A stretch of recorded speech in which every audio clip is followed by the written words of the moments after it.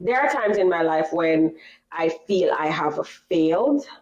Um, and you're wondering, how do you move on? Where do you go from here? And we're gonna just talk about that, right? Don't forget to like, share, and subscribe. Give a few verses that give us a little bit of direction what to do. So, after we failed, how do we move on? Lord, if there's anybody that's watching this video now that has experienced recent failure in any area of their life, we ask that you will help them, help us to navigate with your word, of course. In Jesus' name I pray, amen.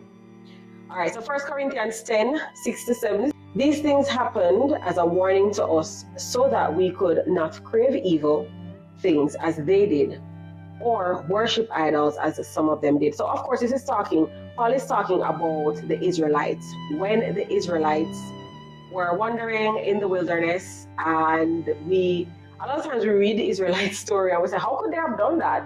No, man, that's clearly the wrong thing that they did. However, we ought to realize that these things happen to us for examples. The Bible literally says ensamples, but it means for an example, so that we learn what is the lesson we're learning from this, right? We should remember that a failure of others is helpful because it can teach us important lessons. I've always said, learn from the mistakes of others. We should always try to learn from the mistakes of others, so that we can know what to avoid for the future, and we don't repeat their mistakes, as well as if we've made mistakes in the past, we don't repeat our mistakes. All right? Joshua 8 verse 1 says, then the Lord said to Joshua, do not be afraid or discouraged.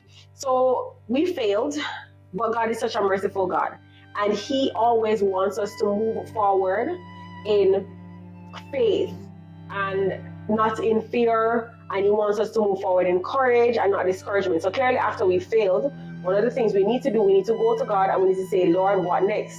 We don't just move on, and then he can lead us, and we can know we don't have to be afraid or discouraged while we move forward.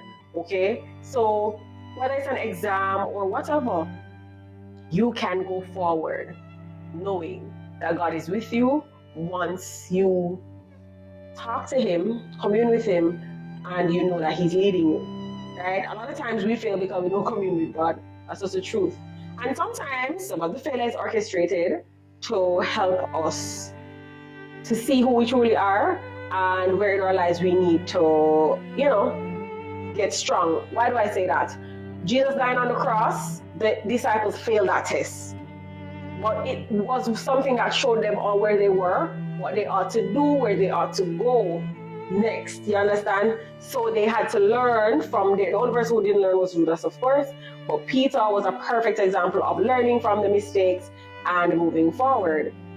Being, courageous. Peter went and baptized 3,000 people at Pentecost and all of that. So, he went forward after that failure, after denying Christ. So some failures help. Well, if we really go to God, all failures will be helpful to us. They'll be like a stepping stone, and we'll get mature and move on. So that's what we see biblically, that some failures are there to help us, make us stronger, right? 2 Timothy 2 verse 12 says, if we endure hardship, we will reign with him. So failures are hardship. If we endure that, we will reign. No, there is room for us to fail now, but their final test is coming where we can't fail. So we need to pass these little tests now, so that when the final test comes, we will be able to pass it. Okay? And failure right now, at this point in Earth history, is not the end. It's about beginnings. So you fail, what's a new beginning? What's the next thing that we do, right? We can recover, we can move on, and there is always a way out. Fine? Hebrews 4 verse 15-16. This high priest of ours understands our weakness, because Christ is fully man, fully God and fully man, so he understands. So let us come boldly to the throne of grace of our gracious God to find grace to help us when we need it most. So we need to realize that God isn't working to focus on our failures. He's working to help us to move on. He doesn't reject us in our weakness. Instead, he says, come and let me help you to be strong. You understand? He embraces us so that we can receive strength from him to move on. And until we realize this, we're not going to be able to pass our failures. And the devil wants us to wallow in it. You understand? That's not what the Lord wants. So, just reiterating the verses. Hebrews 4, 15 to 16, 2 Timothy 2, verse 12, Joshua 8, verse 1, and 1 Corinthians 10, 6 to 7.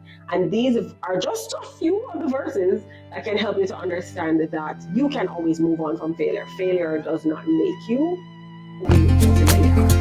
God is the one that defines who we are. Alright? Have a lovely and blessed day.